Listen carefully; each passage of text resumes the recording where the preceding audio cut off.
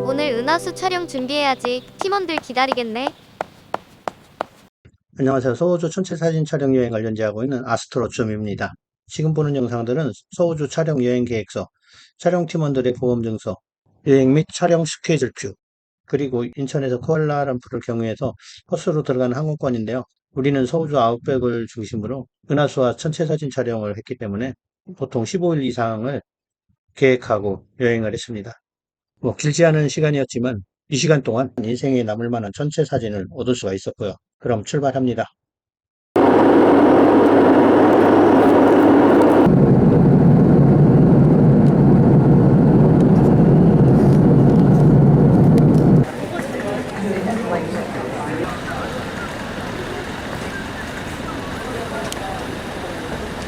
이 영상은 그동안 연재한 스텝 11에서 19까지를 묶음으로 만든 것이니 여행의 처음 시작이 궁금하시면 설명란의 첫 번째 편 링크를 참조하세요. 전체 사진 촬영 여행의 스텝 1에서부터 10까지를 묶은 1편에서는 퍼스부터 카리지니까지의 촬영 여행 과정을 소개했고, 이번에는 카리지니부터 울루루의 에오즈락을 거쳐 타나미 사막까지의 영상을 담았습니다. 타나미 사막에서 퍼스로 복귀하는 과정은 지금 준비 중입니다. 그러면 묶음 영상을 시작해 보도록 하겠습니다. 안녕하세요. 아스트로즘입니다. 오늘은 서우주 여행의 최고의 장소를 소개하려고 합니다. 강력한 태양에너지가 흘러넘치는 서우주의 벙글벙글에 와 있습니다. 지금 보는 이 둥글둥글한 벙글벙글의 지형은 3억 5천만 년 전 고생대 데보니안의 지질학적인 기록을 보관하고 있는 지질학적 유산이라고 할 수 있습니다. 이번 스텝 11에서는 그동안 소개한 서우주의 풍광 중 가장 압권인 지역을 담았습니다. 물론 호놀룰루 국립공원의 압도적인 풍광과 어우러진 장대한 은하수 사진도 빠질 수가 없고요. 이들 은하수의 촬영 과정은 영상 뒷부분에서 자세히 소개하고 있으니 좀 더 기다리시고요. 호놀룰루 국립공원의 벙글벙글은 서우주의 킴벌리 지역에 위치하는데 브롬에서부터 872km 정도 떨어져 있어서 차로는 10시간 이상이 걸립니다. 우리는 브롬에서부터 이곳 벙글벙글까지 하루 종일 운전을 해서 이동을 하게 됩니다. 브롬으로부터의 출발은 케이블 비치에서 보던 낙타가 홀로 도로가를 걸어가는 낯선 풍경으로부터 시작이 됩니다.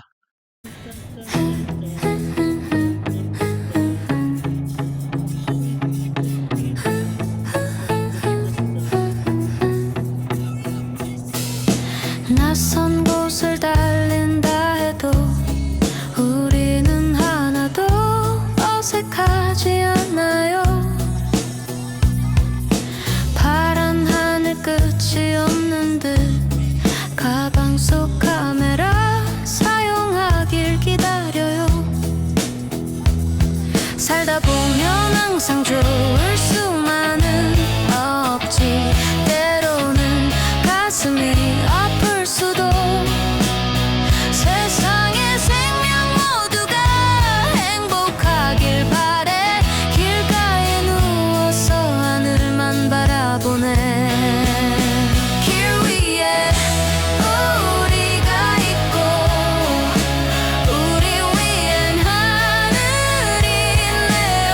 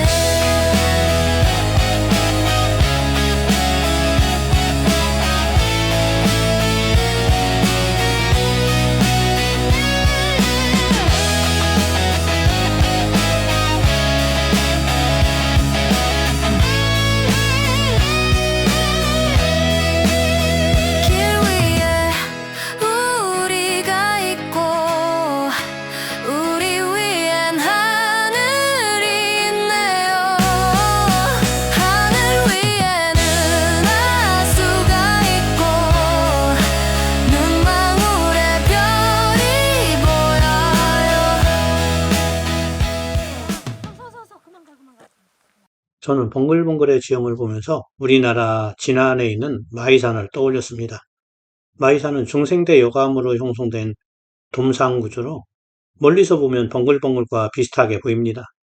봉글봉글은 고생대 삶이 침식되고 남은 지형이고 마이산은 중생대 여감이 침식되어 남은 지형으로 서로 형성되는 과정은 큰 차이 없이 비슷하다고 할 수가 있습니다.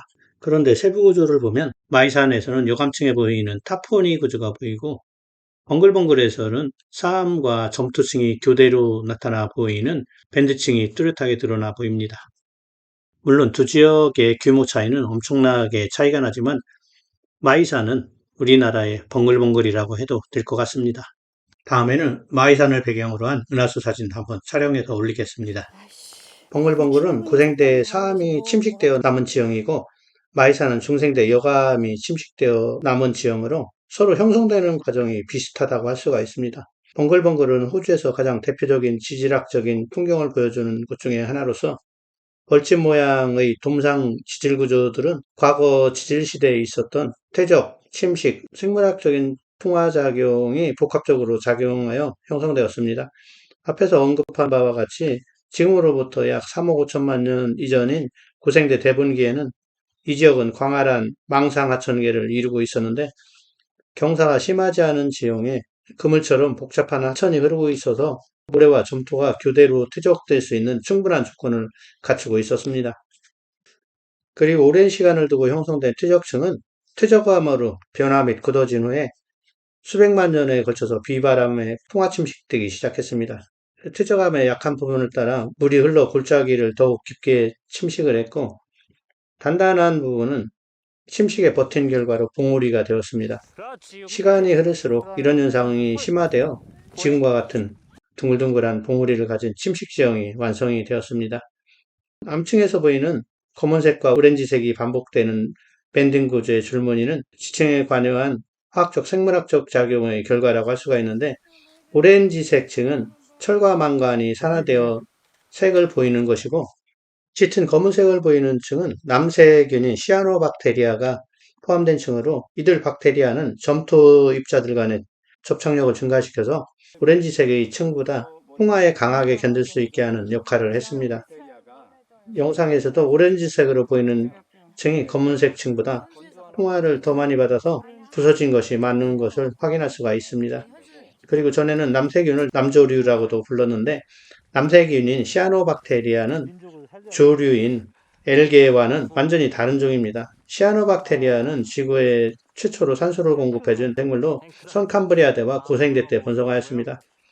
그래도 지금의 우리도 살게 해주었죠. 트레킹 코스를 따라 벙글벙글의 안쪽으로 들어가고 있습니다. 그런데 바닥의 암석이 다각형 모양으로 갈라지는 것이 보이죠.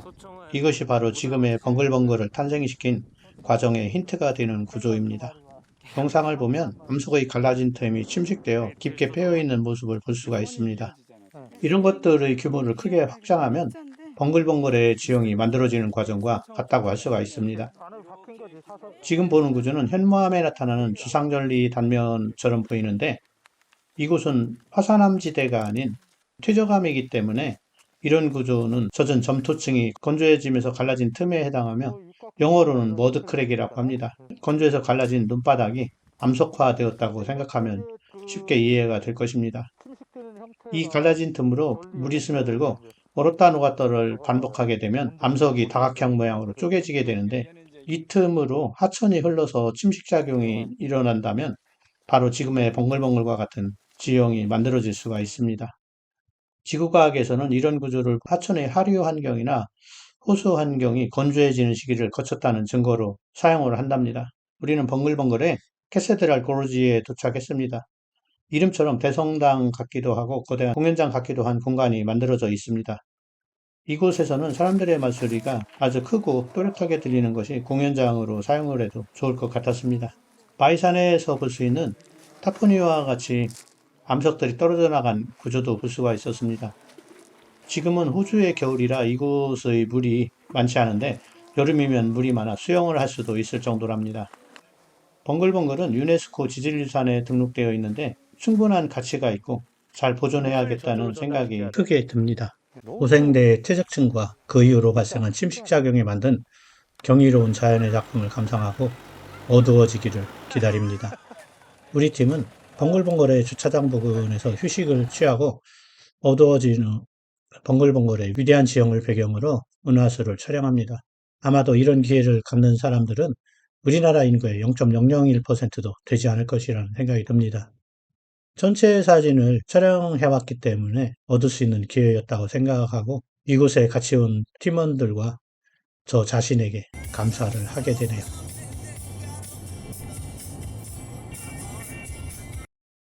안녕하세요. 아스트로즘입니다.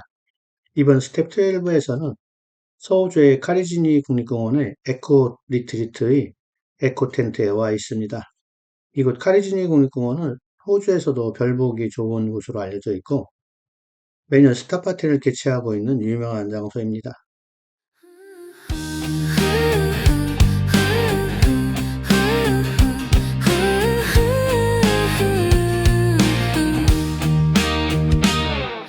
먼 길을 달려왔어요. 서호주 카리지니 이곳은 천국이네요.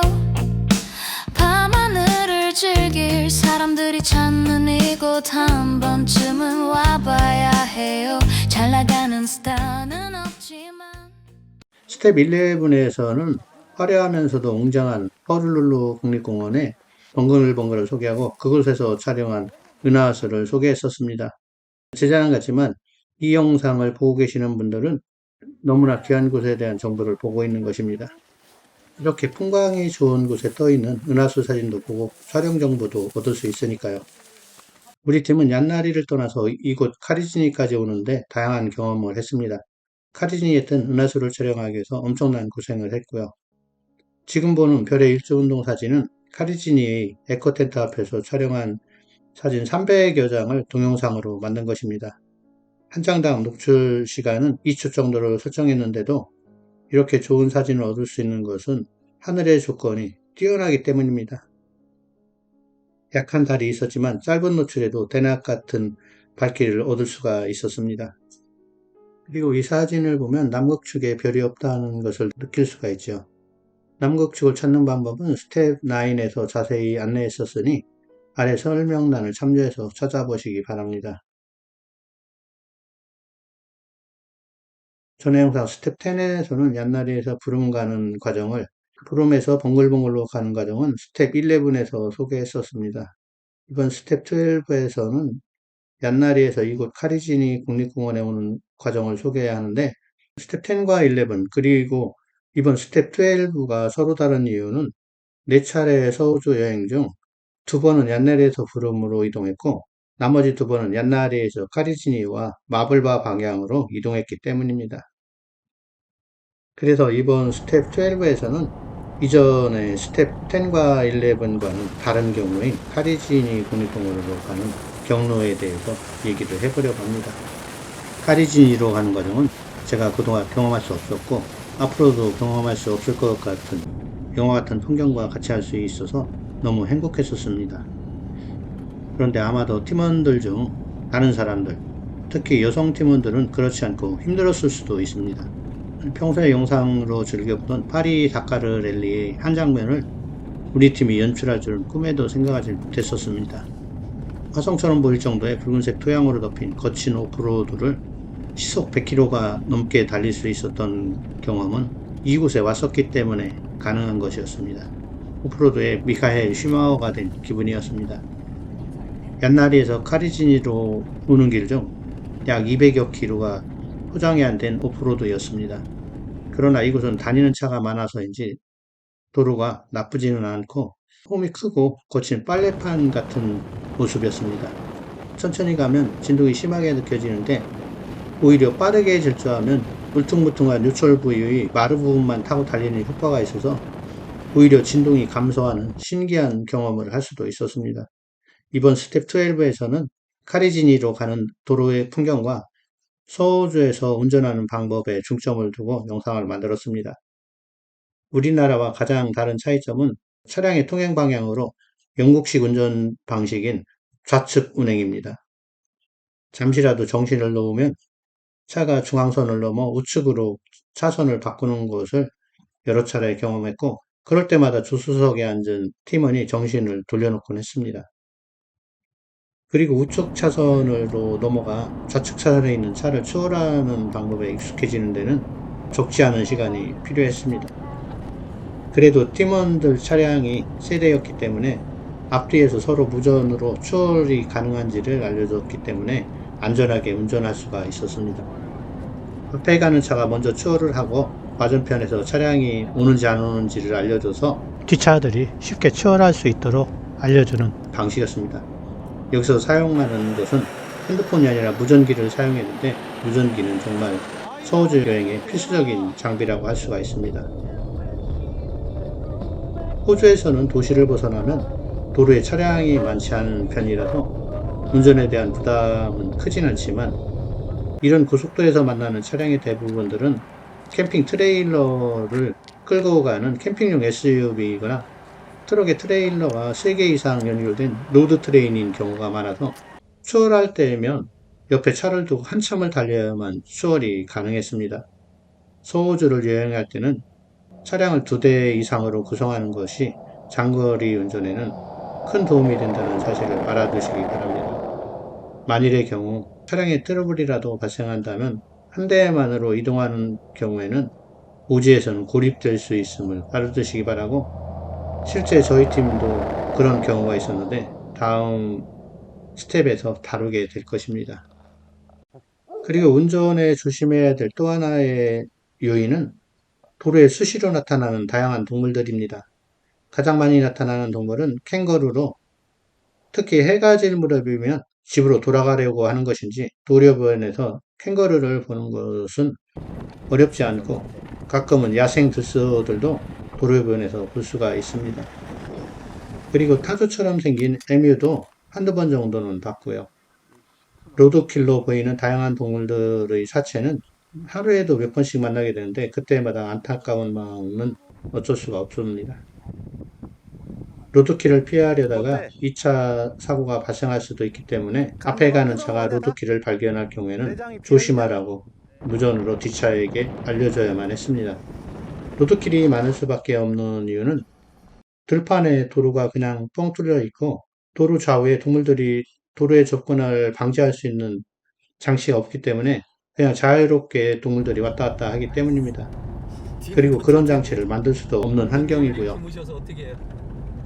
한때 우리나라에서 현대 갤러퍼나 기아 스포티지, 록스타 같은 자동차 앞에 쇠파이프로 만든 범퍼가 부착되어 판매되는 경우가 있었는데, 이런 범퍼가들을 캥거루 범퍼라고 불렀어요. 캥거루와 부딪힐 경우에 차량을 보호할 수 있는 장비였기 때문에 그렇게 불렀는데, 우리나라에서는 캥거루가 없는데도 이런 서호주나 이런 지역에서 동물과 충돌을 방지해서 차량이 파손되고 운전자를 보호하기 위한 장비였기 때문에 그냥 일반적으로 캥거루 범퍼라고 불렀던 것 같습니다. 지금은 위험한 장치로 간주돼서 우리나라에서는 불법으로 간주가 되어 있지만, 이곳 호주에서는 아직도 캥거루 범퍼를 단 차량을 쉽게 볼 수가 있었습니다. 이곳 서호주에서는 도심을 벗어난 고속도로의 상황은 운전하기가 어렵지는 않지만, 일주일 넘게 장거리를 운전하다 보면 몸이 뻐근해져서 휴식 중에는 몸을 풀어야 하는 것도 여행 중에 중요한 요소 중에 하나입니다. 물론 운전자 교대는 필수적이고요. 전에 미국의 옐로우스톤을 여행할 때도 느낀 것이지만, 이곳 카리지니 가는 길에서 본 바이크를 타는 사람들은 광활한 초원에 치타 같다는 생각이 들 정도였습니다. 여성들은 싫어하겠지만 이런 것들이 남자들의 로망 중에 하나랍니다. 살아있는 심장 소리. 우리는 붉은 빛의 오프로드와 아스팔트 빛의 온로드를 반복해서 달려 카리지니 국립공원에 도착을 합니다. 이곳이 밤하늘을 관측하기 좋은 이유 중 하나가 바로 도로가 포장되어 있지 않아서 접근성이 떨어지는 것이라고 할 수가 있습니다. 그렇기 때문에 찾는 사람들도 적고, 덩달아 상업시설도 생기지 않기 때문에 인공조명에 의한 빛공해가 거의 없다고 할 수가 있습니다. 지금 보는 영상은 우리 팀의 차량 세대 중 맨 마지막으로 달리는 차에서 촬영한 것인데, 보이는 흙먼지가 차에도 스며들어 차량 내부도 온통 붉은색 먼지가 짙게 내려앉고, 팀원들도 마스크와 수건으로 입과 코를 감싸서 먼지로부터 보호를 해야 하는데 지금 보이는 모습이 차량 내부에서도 같은 모습이랍니다. 드디어 카리지니 에코 리트리트에 도착을 했습니다. 이곳에서 밤에 촬영한 사진 몇 장을 보면서 스텝 12를 마치려고 합니다. 스텝 13에서는 이곳에서의 은하수와 마젤란 성원, 그리고 에타카리나 성원, 그리고 은하 몇 개를 촬영하는 과정을 소개하려고 합니다. 이번 스텝 12에서는 별사진 촬영보다는 이동 과정을 중점적으로 안내해 드렸는데 이곳을 여행할 계획이 있는 분들께는 작지만 도움이 되셨기를 바랍니다. 그러면 스텝 13에서 뵙도록 하겠습니다. 감사합니다.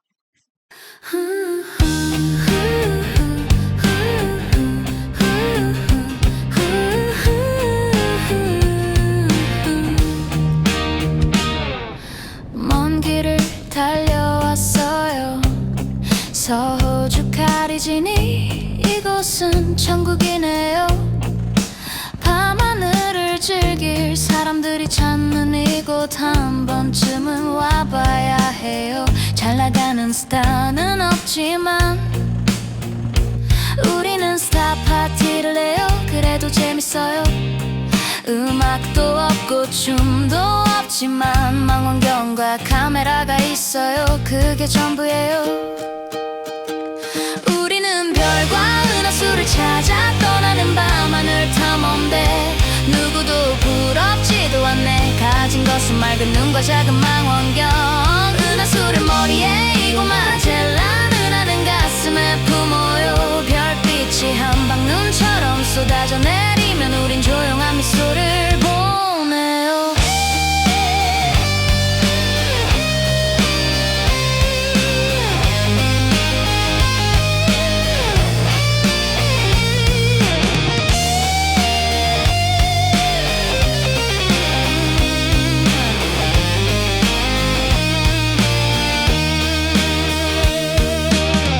이 멋진 풍경을 위해선 거친 길을 달릴만 하지요.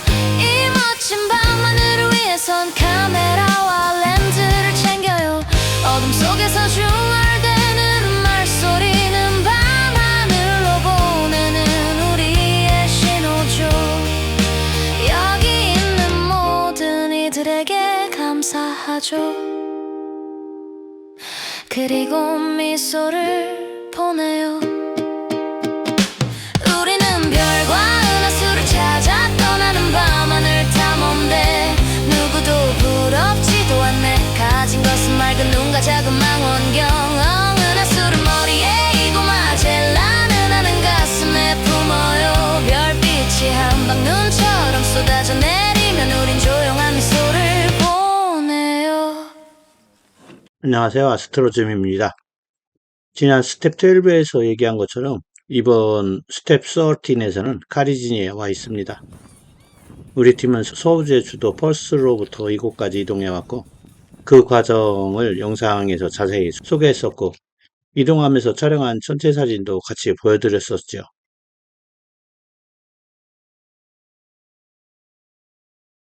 지금 보는 영상은 구글 어스 스튜디오를 사용해서 카리지니 국립공원의 위치를 알기 쉽게 나타내고 있는 것입니다. 이 영상에서는 에코 리트리트의 에코 텐트의 위치를 쉽게 찾아볼 수가 있습니다. 지금은 사륜교동 SUV 차량을 타고 에코 리트리트를 둘러보고 있어요. 그런데 이곳에 들어올 때와 나갈 때를 제외하고는 차량을 이용해서 이곳 단지 내를 돌아보는 경우는 거의 없습니다. 먼지도 많이 나고 사람들이 걸어 다니는 길에 차가 다니면 불편하기 때문에 차량 이동을 최소화하고 있는 것이죠. 봉글봉글과 얀날에서 촬영한 환상적인 풀사이즈 은하수와 마찬가지로 이곳 카리지니에서도 6D 카메라를 사용해서 화각을 넓게 풀사이즈 은하수 촬영을 시도했습니다. 이곳 카리지니에서는 카메라를 빅센 GP 가이드팩에 올려 촬영을 해서 별상이 늘어나는 것을 방지할 수가 있었습니다. 특히 70-200mm 렌즈를 200mm 망원으로 사용할 때 효과가 컸습니다. 카리지니처럼 촬영 조건이 좋은 곳에서는 노출을 짧게 할 수 있기 때문에 DSLR 카메라가 최고의 위력을 발휘합니다. 이쯤에서 잠시 카리지니 찬송가 좀 듣고 갈게요.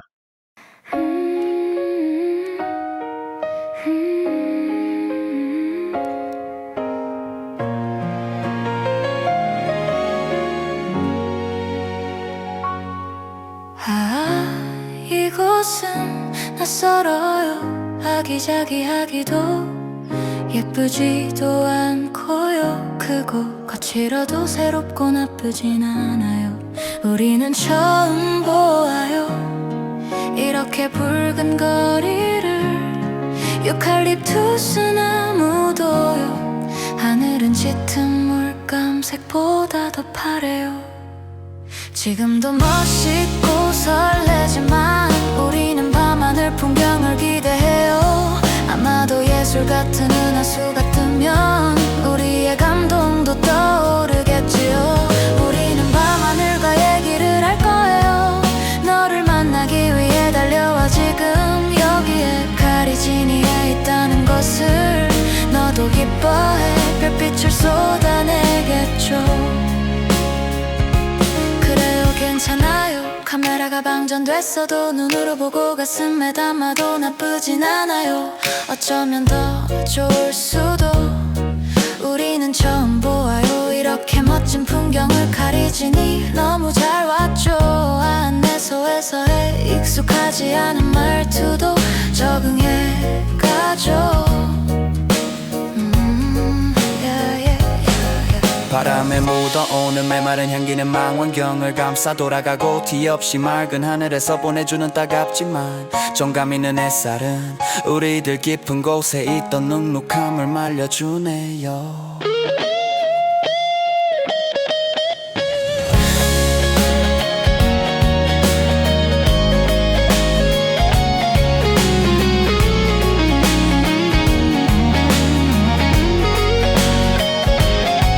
지금도 멋있고 설레지만 우리는 밤하늘 풍경을 기대해요.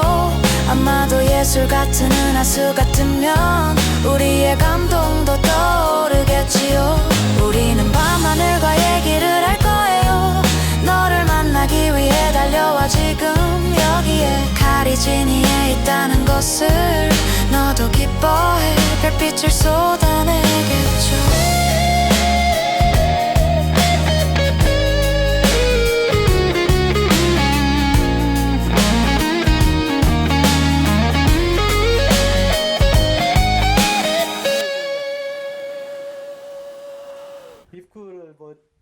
이곳 카리지니 국립공원에 속해 있는 필바라 지역의 필바라 개발위원회는 서우주 정부의 지원을 받아서 이 지역에 전기 서비스 및 다양한 봉사 개발 서비스를 지원하고 있는데, 이곳 에코리트리트의 수도, 전기, 화장실 설치 및 운영도 지원하고 있었습니다.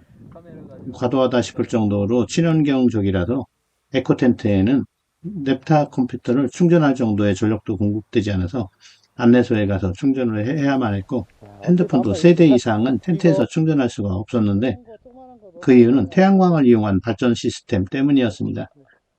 자연보존과 생활의 편리가 동시에 공존할 수 없다는 것을 느낄 수 있는 공간이었습니다. 그리고 서우주, 특히 이곳 카리지니 에코 리트리트에서 주의해야 될 것은 지금 보는 풀처럼 생긴 것이 선인장애 일종이라서 지나가거나 앉을 때 찔리지 않도록 조심해야 합니다. 우리는 이것을 꺾어서 이쑤시개로도 사용했었습니다. 기다리던 어둠이 화려한 밤하늘을 불러오네요. 먼저 찾아온 마젤란은 아영제를 유칼립투스 나무가 반기고요. 마음보다 앞선 손에는 카메라가 있고 바쁘게 렌즈 초점을 맞추는 얼굴에 설렘이 가득해요. 센타우루스가 떠있는 남반구 하늘의 말로만 전해 들었던 멋짐이 가득한 친구들 몇몇이 보이네요. 목이 긴 망원경은 처음 꺼내보네요. 이곳 카리지니에 있어요. 망원경과의 궁합은 역시 CCD 카메라가 최고지만 그동안 홀대했음에 미안해요. 오메가 센타우리라고도 부르지요. 그 앞엔 색상 화려한 에타카리나도 봐야만 해요. 밤하늘 보석이 가득한 센타우루스는 남십자선과 함께 밤하늘의 이정표라고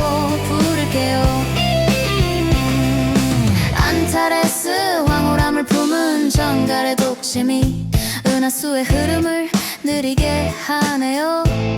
그래요, 모두 다 고마워. 모두 다 기억할게요.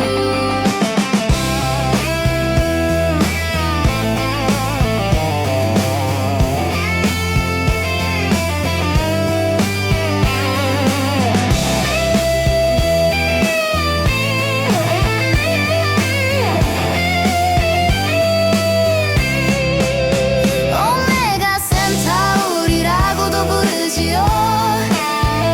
그 옆엔 색상 화려한 에타카리나도 봐야만 해요. 밤하늘 보석이 가득한 센타우루스는 남십자선과 함께 밤하늘의 이정표라고 부를게요. 안타레스의 황홀함을 품은 정갈의 독침이 은하수의 흐름을 느리게 하네요. 그래요, 모두 다 고마워요. 모두 다 기억할게요.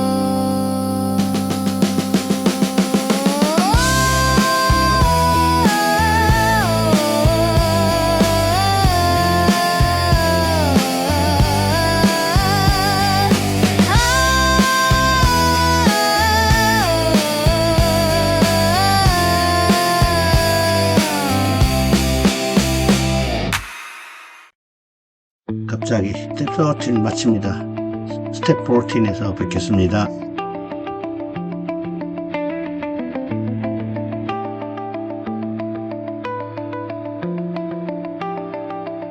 레코딩이 돼. 한 번 더 짧게. 안녕하세요, 아스트로줌입니다. 지금은 카리지니에 진입하기 전에 있는 작은 도시인 톰프라이스에 와 있습니다. 전에 스텝 13에서는 카리지니에 도착해서 전체 사진 촬영을 하는 영상을 보내드렸었는데, 오늘 영상은 카리지니에 진입하는 과정이 쉽지 않았기 때문에 혹시라도 이곳을 방문할 때 실수하지 않도록 정확한 도로 안내를 해드리려고 합니다. 이곳 톰프라이스에서 카리지니 에코 리트리트까지는 80여 킬로미터가 넘는 거리로서 서울에서 천안까지의 거리 정도가 된다고 할 수 있는데, 이 거리 모두 비포장 도로인데 도로 표지판도 제대로 설치가 되어 있지 않아서 저희 팀도 4번의 방문 중 2번이나 경로를 이탈했었습니다. 처음 마주하는 갈림길은 톰프라이스를 벗어나면서부터 시작됩니다. 이 갈림길에서 파라부드 방향으로 좌회전해야 하는데, 직진 방향의 도로보다 도로폭이 좁아서 무심코 직진할 수 있으니 조심해야 됩니다. 파라부드 방향으로 직진하다가 카리지니 드라이브 로드로 진입하는 좌회전을 하게 되는데, 안내 표지판이 너무 작아서 서행을 해야만 볼 수가 있습니다. 저희 팀도 못 보고 지나쳤다가 유턴에 와서 다시 재진입을 한 적이 있습니다. 이제부터는 계속해서 카리지니 로드를 타고 가게 됩니다. 그런데 에코리트리트로 가려면 계속해서 카리지니 로드를 타는 것이 아니라 이곳에서는 벤지마 로드로 좌회전을 해야만 합니다. 갈림길 안내판에는 벤지마 로드 표시가 가려져 있어서 카리지니 내셔널 파크 방향을 알리는 것을 보면서 좌회전을 합니다. 여기서부터는 비포장도로를 마주하게 됩니다. 차가운 물 자둬야지. 차로 달리다가 표지판을 놓치면 되돌아와서 확인하는 것이 좋습니다. 그렇지 않으면 먼 거리를 지난 다음에 유턴을 해야 하는 경우가 종종 발생합니다. 에코리트리트에 가까워지면 멀리서 에코텐트들이 보이기 시작하니까 안내판이 없어도 그럭저럭 찾아갈 만합니다. 카리지니 에코리트리트에 진입하는 과정을 이렇게 자세하게 설명하는 이유는 저희 팀이 에코리트리트를 찾아가는 과정에서 2번이나 실수를 했기 때문인데, 이곳에서는 갈림길을 한번 놓치면 다음 갈림길까지 거의 5-60km를 가게 되기 때문에 갈림길을 잘못 파악하면 다시 되돌아와야 하는데, 50km를 잘못 가면 왕복 100km를 차로 이동하게 되는데, 시간과 연료가 소비되고 잘못하면 길 한가운데서 연료가 떨어지는 난감한 상황이 발생할 수도 있기 때문입니다. 광활한 서호주 사막 지역에서는 주유소 간 거리가 길게는 400km가 넘는 경우도 많아서 주유소를 만날 때마다 연료를 가득 채워야만 합니다. 이런 경우를 실제로 겪었기 때문인데, 오프로드이고 도로 주변에 주유소가 없는 에코리트리트 가는 길은 운전에 집중을 해서 잘못된 길로 들어서지 않도록 주의해야만 합니다. 지금 영상은 덤프라이스 시내의 모습을 보여주는데 이곳이 중요한 이유는 에코리트리트에 가기 전에 보급소와 같은 역할을 하는 곳이기 때문입니다. 우리 팀도 에코리트리트에서 3박을 하기 때문에 3일간의 먹거리와 소모품을 이곳에서 구입을 했습니다. 작은 도시에 걸맞게 아기자기하게 꾸며져 있고 높은 건물이 없는 것이 분위기가 너무 좋았습니다. 광활한 곳에 위치한 이런 도시에도 땅을 등기내서 사고 파는 거래를 하는지가 궁금했습니다. 그 사진 안 나서 막 기다려야지. 나보고 가서 기다려야겠는데.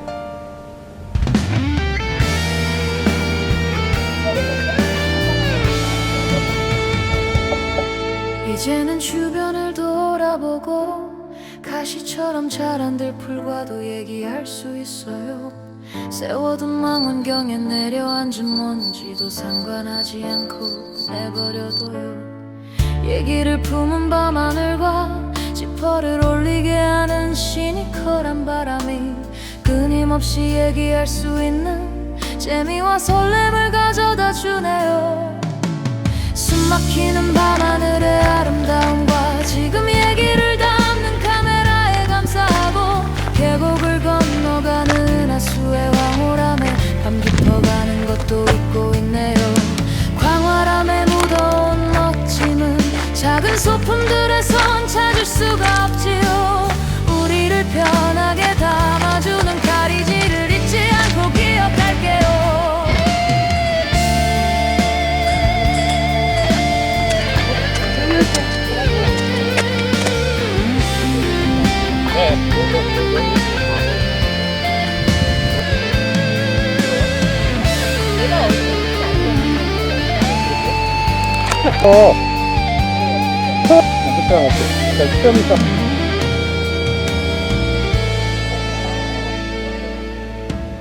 화학적 냄새로 덮인 키 높은 빌딩들을 어떻게 볼지가 걱정되네요.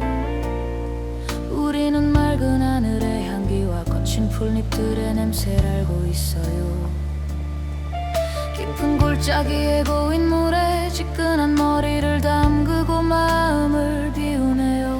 가리진 이 모두를 카메라에 담기가 벅차 가슴 한 구석에도 비워놨네요.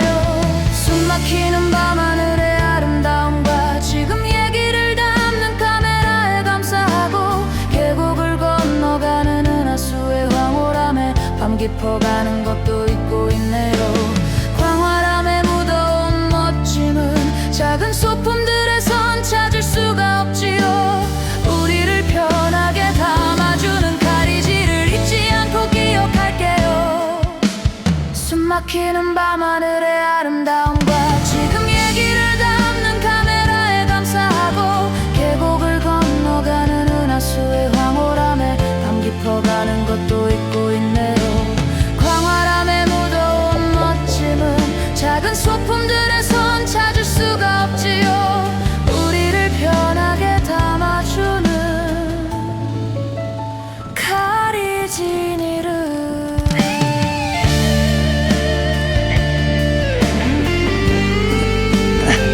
뜨거.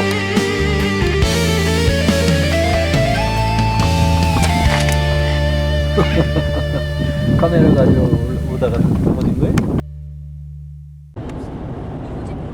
안녕하세요, 아스트로 줌입니다. 이번 영상은 정말 오래간만에 올리게 됐네요. 이전 영상이 스텝 14에서 카리지니 에코 리트리트에서 은하수 촬영하는 과정을 올린 지가 한 달이 넘었습니다. 이번 영상은 카리지니를 떠나 마블바에 도착해서 은하수와 삼열성운 그리고 석호성운을 촬영하는 과정을 소개해 드리려고 합니다. 에코 리트리트에서 마블바까지는 약 350km 정도 거리가 되는데 서울 부산 거리보다 약간 짧습니다. 에코 리트리트에서 마블바까지 가는 영상을 구글어스 스튜디오를 이용해서 짧게 만들어 봤습니다. 마블바까지 가는 과정에서 영상에서 보는 것처럼 사람이 사는 도시는 한 번도 지나치지 않았습니다. 지금 보는 지역이 마블바 도심인데 도심이라고 해서 그렇게 큰 곳은 아닙니다. 이곳에 트레이드 마크인 물탱크가 보이고 있습니다.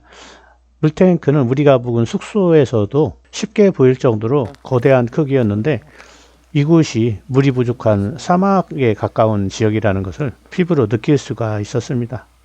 물탱크에 웰컴 투 마블바라고 써 있는 것이 보이죠. 이 영상은 동영상 카메라를 줌으로 당겨서 촬영한 것입니다. 구름 한 점 없는 이곳은 전체 사진 촬영하기가 정말 좋은 곳인데, 이날 촬영한 은하수와 앞에서 얘기한 성운 사진, 3년 성운과 석호 성운, 이것은 망원경을 사용해서 CCD 카메라로 촬영을 했습니다. 지금 보는 영상이 우리가 묵었던 숙소 주변의 영상인데, 이 숙소는 가스 스테이션 옆에 위치한 모텔이라고 되어 있는데 로드하우스와 비슷한 그런 수준의 숙소였습니다. 이곳은 마블바 중심에서 약간 떨어진 외곽에 위치하고 있었는데, 사람도 없고 한적하고 그래서 전체 사진을 촬영하기 위해서 이곳을 방문한 우리에게는 아주 최적의 장소였습니다. 그리고 저녁 때 밤이 되니까 주요소 불도 꺼지고 그래서 숙소 앞마당에서도 전체 사진을 촬영할 수가 있었습니다. 그래서 이곳에서는 좀 여유롭게 망원경과 CCD 카메라를 이용해서 딥스카이 사진도 찍었고, 그리고 숙소를 배경으로 한 은하수 사진도 촬영할 수가 있었습니다.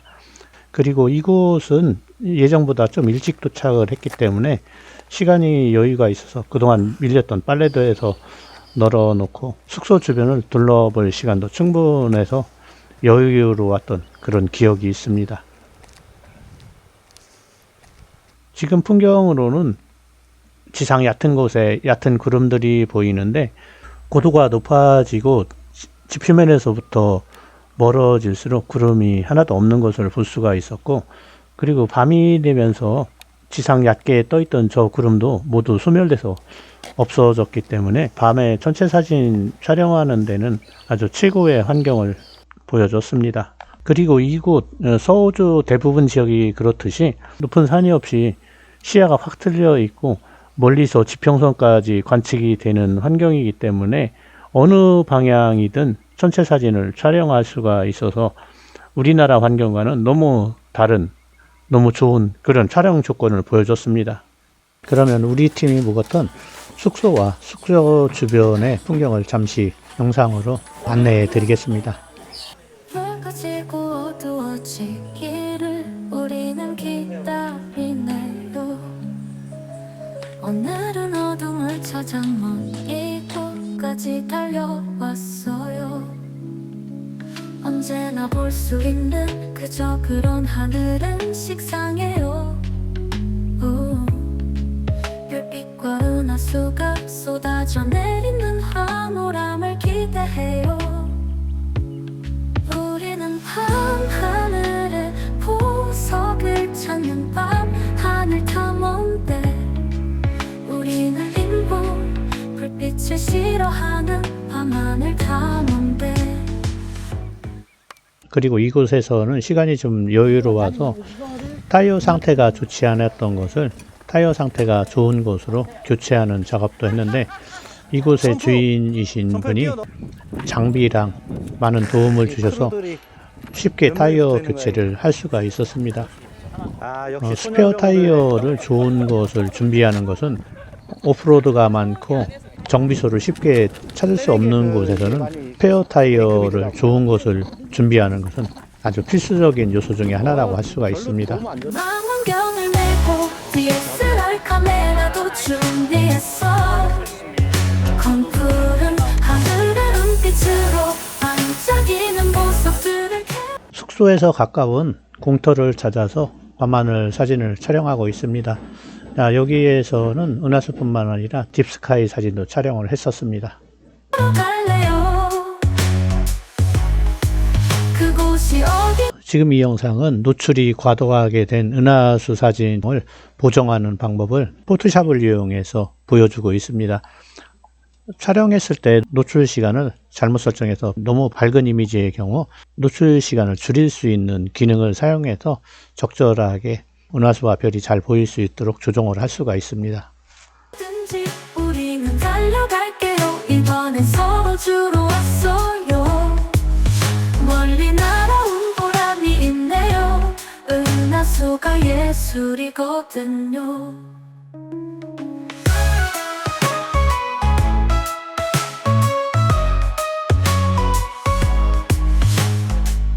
고정 전후의 이미지를 이 화면을 통해서 볼 수가 있습니다.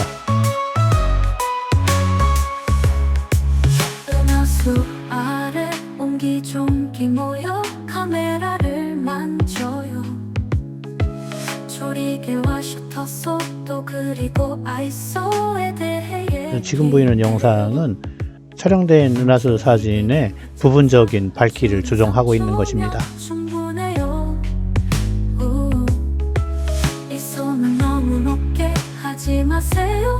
노이즈 생겨요. 이 사진이 보정이 완료된 모습이고요. 삼각대를 설치하고 릴리즈를 사용해요. 전체 사진 촬영에서 가장 실수를 많이 하는 것이 노출 시간을 잘못 결정하는 것과 그리고 초점을 잘 맞추지 못하는 것입니다. 이 두 가지만 제대로 해도 좋은 사진을 얻을 수 있고, 그리고 노출 시간 조절을 잘못했을 경우에는 포토샵과 같은 부수적인 프로그램을 이용해서 어느 정도 조정을 할 수 있지만, 초점이 잘못돼서 초점이 나간 사진은 보정이 불가능하니까 초점 정렬에는 아주 심혈을 기울여야만 합니다. 은하수가 예술이거든요.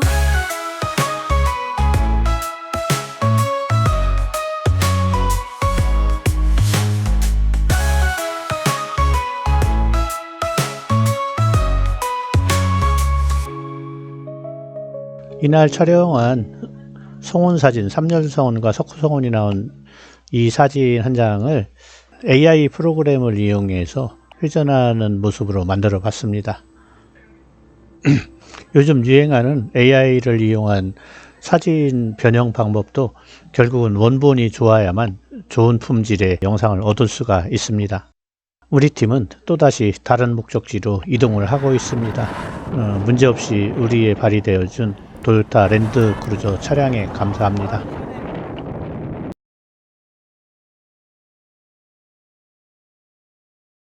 안녕하세요. 아스트로줌이에요. 이번 영상은 서호주 여행 스텝 16인데요. 재밌게 봐주세요. 안녕하세요. 앞에서 얘기한 대로 스텝 16 시작해 보겠습니다.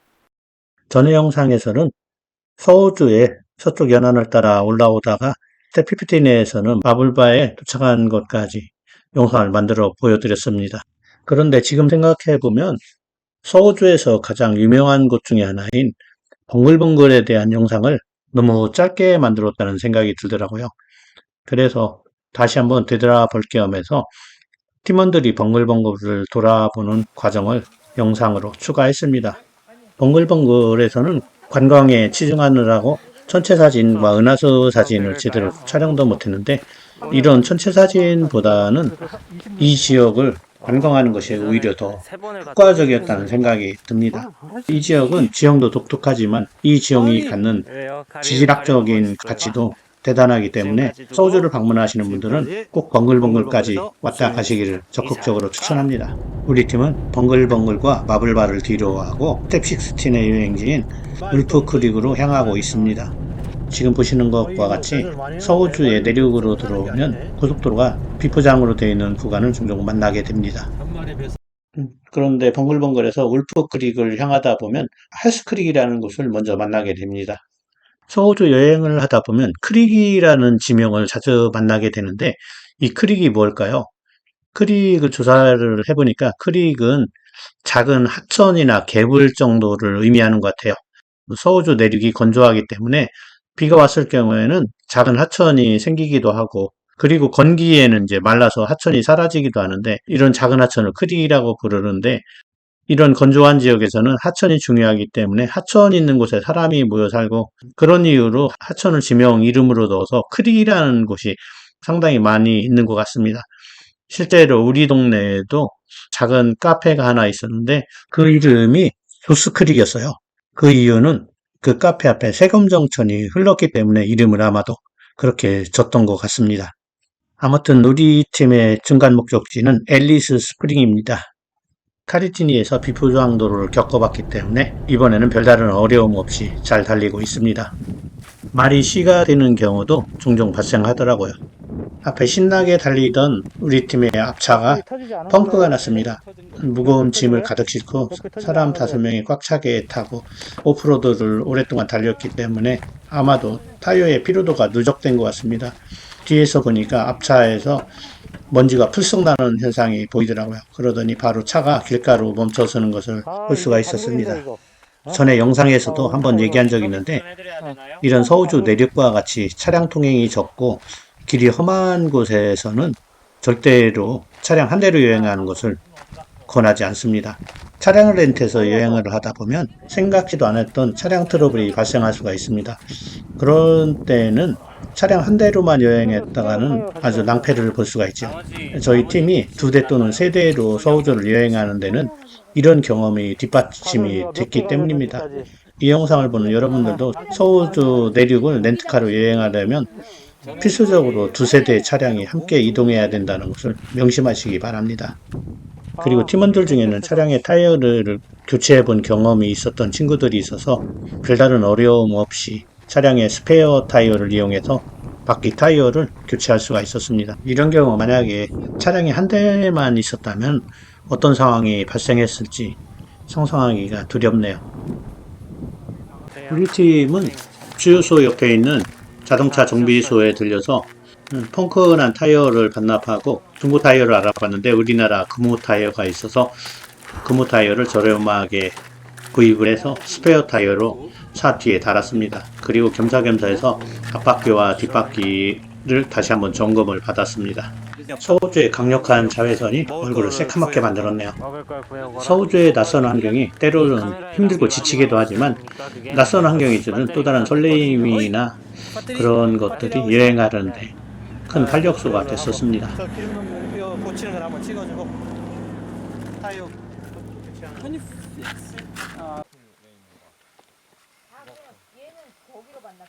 자동차 점검을 마치고 우리는 다시 남쪽을 향해서 내려가고 있습니다. 잠시 서우주 비포장도로의 환경을 한번 보겠습니다. 빨래판처럼 우둘두둘하게 유철이 생겨 있는 것을 볼 수가 있습니다. 빨리 달릴 때는 이 유철을 타고 유철의 마루 부분을 타고 달려나가기 때문에 좀 진동이 작지만 속도를 늦춰서 천천히 달리면 유철의 골가마루를 자동차와 바퀴가 전부 타고 다니기 때문에 진동이 상당히 심합니다. 이런 환경으로 몇 시간씩 달리니까 타이어가 터질 수도 있죠. 그래서 이곳에 다니는 차들을 보면 대부분 스페어 타이어를 1개 이상, 경우에 따라서는 2-3개씩 달고 다니는 것을 볼 수가 있었는데 그런 것이 우리나라에서는 낯선 풍경이지만 이곳에서는 일상화되어 있는 그런 풍경이었습니다. 앞에서 언급한 것처럼 천천히 저속으로 달리면 진동이 더 심하기 때문에 우리는 이 거친 길을 시속 100km 가까이 달렸습니다. 5명의 정원을 가득 채우고 짐까지 가득 실었으니 무게가 상당했겠죠. 지금 대략 차를 렌트해서 한 3,000km 정도 달렸으니까 타이어의 피로도 누적될 만큼 누적됐을 것입니다. 지금 우리는 할스크릭을 출발해서 울프크릭을 향해서 내달리고 있습니다. 우리 팀이 지금 달리는 이 비포장도로에는 유철뿐만 아니라 자갈도 많이 깔려 있어서 더욱 차의 진동이 심했고 먼지도 상당히 많이 차로 유입됐던 것으로 기억이 되지만 카리진이 가는 길보다는 훨씬 더 수월하고 도로 조건도 좋았습니다. 카리진이를 한번 겪고 나니까 이 정도 비포장도로는 아무것도 아니라는 생각이 들었습니다. 그런데 과신하면 항상 문제가 발생하더라고요. 이번 펑크는 타이어가 터져나가는 듯한 큰 소리와 함께 타이어가 폭발하듯이 터졌습니다. 지금 보는 사진을 보면 타이어가 터지는 당시 그 충격을 대략적으로 짐작할 수가 있을 것입니다. 그래도 오전에 정비소에서 스페어 타이어를 미리 구비해 놨기 때문에 그나마 천만다행이었습니다. 2번의 펑크 사건으로 인해서 큰 시련을 겪으면서 드디어 울프크릭에 도착을 했습니다. 울프크릭이 유명한 이유는 이곳에는 세계에서 2번째로 큰 운석구덩이가 있다는 사실 때문입니다. 우리는 이 운석구덩이를 보기 위해서 앨리스 스프링에 가는 길목에 있는 이곳을 들리기로 한 것이었습니다. 세계에서 가장 큰 운석구덩이는 남아프리카 공화국에 있는 브래드포트 덩이라고 부르는 것인데 지름이 약 300km 정도 된다고 합니다. 지금으로부터 약 20억 년 전에 충돌한 흔적이고요. 그런데 이 운석구덩이는 실제적으로 그 형태가 드러나지 않아서 사진으로도 찾아볼 수가 없었습니다. 반면에 오늘 방문한 이곳 울프크릭 크레이터는 어마어마한 규모로 생생하게 그 현장을 볼 수가 있었습니다. 정말 어디서도 볼 수 없는 귀한 장면을 목격할 수 있었습니다. 너무 감사했습니다. 이 울프크릭의 운석구덩이는 지금부터 12만 년 전인 팔레오세에 형성이 됐다고 하는데, 운석구덩이가 어마어마하게 큰데 과연 얼마 정도의 크기의 운석이 떨어져서 이 정도의 운석구덩이가 형성이 되는 것인지 상상하기가 어려웠습니다. 이 운석구덩이의 지름은 880m로 대략 1km 정도가 되는 것으로 공식적으로 알려져 있습니다. 여기서 한 가지 알아두실 거는 분화구라는 표현은 영어로 크레이터인데, 크레이터가 운석구덩이와 화산에 의한 분화구를 동시에 의미하는 공통적으로 쓰는 단어입니다. 그런데 이거를 구분하기 위해서 운석구덩이는 미티올라이트 크레이터라고 하고, 화산이 터진 화구, 엄밀하게 따지면 분화구를 화구라고 하는데, 화구는 그냥 크레이터라고 부릅니다. 우리나라 말로 구분하려면 화산 폭발에 의해서 생긴 구덩이는 분화구 또는 화구라고 하고, 운석구덩이는 운석분화구가 아니라 운석구덩이라고 부르는데 미티올라이트 크레이터라고 하고, 그리고 화산에 의한 분화구는 그냥 크레이터라고만 한다는 것을 좀 구분해서 알아두셔야 될 필요가 있습니다. 그리고 우리나라에도 지름이 대략 7km 정도 되는 거대한 운석구덩이가 있는데, 그 구조가 너무 커서 비행기를 타고 관측을 한다든지 아니면 항공사진으로밖에 그 구조를 볼 수 없는 게 좀 아쉽지만, 지구학적으로 합천 초계분지라고 하는데, 이곳이 우리나라에서 존재하는 거대한 운석구덩이라고 할 수가 있는데, 그 규모면으로 봐서는 중국에 있는 운석구덩이 다음으로 두 번째로 동아시아 지역에서 큰 운석구덩이로 알려져 있습니다. 하루에 2번이나 자동차 바퀴가 펑크나는 흔치 않은 경험을 하고 이곳에 도착했는데, 그보다 충분한 가치가 있었던 장소라고 생각이 되네요. 운석구덩이를 보고 아래로 내려왔는데 호주 현지인 부부를 만나게 됐습니다. 이분들도 서우주 지역을 여행을 하고 있었는데, 미리 사진을 첨부한 자료를 만들어서 계획성 있게 여행을 하고 있는 모습을 보면서 정말 체계적이고 대단하다는 그런 생각을 할 수가 있었습니다. 나이가 들었어도 이렇게 학구적이고 탐구적인 자세로 여행을 한다는 것이 참으로 부러웠습니다.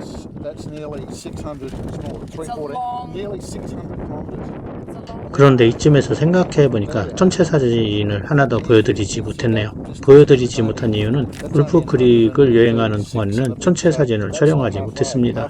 그래서 여기서 찍은 전체 사진은 없고, 며칠 뒤에 찍은 전체 사진을 하나 첨부해서 보여드리는 걸로 이번 전체 사진 자료는 만족해야 되겠습니다. 지금 이 사진은 다음번에 갈 앨리스 스프링에서 촬영한 은하수 사진입니다. 이것으로나마 그냥 대치하겠습니다.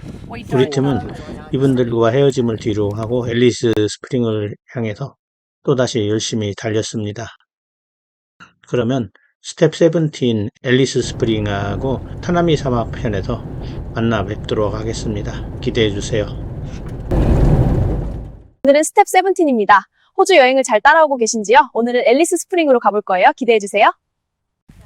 안녕하세요. 아스트로즘입니다. 지난 스텝 16에서는 울프크릭에 있는 운석구덩이를 찾아가 봤었습니다. 우리나라에서는 볼 수 없는 운석구덩이의 흔적이 뚜렷한 그런 구조를 볼 수가 있었지요.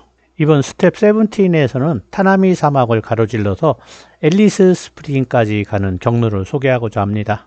그런데 울프크릭에서 앨리스 스프링까지의 거리는 대략 500km 정도가 됩니다. 거의 11시간 정도를 운전해야만 갈 수 있는 거리에 해당하죠. 울프크릭에서 아침을 먹고 일찍 출발해서 거의 쉬지 않고 달려봤습니다. 그런데 여행의 중반을 넘어서니까 피로도가 누적돼서 장거리 운전을 하기가 그렇게 쉽지만은 않아가지고 앨리스 스프링에 도착하기 전에 틸마우스 웨일이라는 곳에서 일단 하루를 머무르기로 결정을 했습니다. 이곳 틸마우스웰 로드하우스는 예약을 하지 않고 들르는 곳이라 다소 걱정이 됐지만, 이 서우주 지역에서는 지금이 비수기이기 때문에 숙소를 어렵지 않게 구할 수가 있었습니다. 로드하우스에 도착했을 때는 이미 어두워졌고, 이 어둠을 이용해서 우리 팀은 은하수 촬영을 먼저 시작을 했습니다.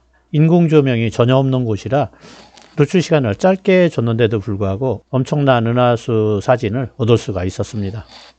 다음날 아침이 돼서야 틸마우스 웰 로드하우스 전경을 볼 수가 있었습니다.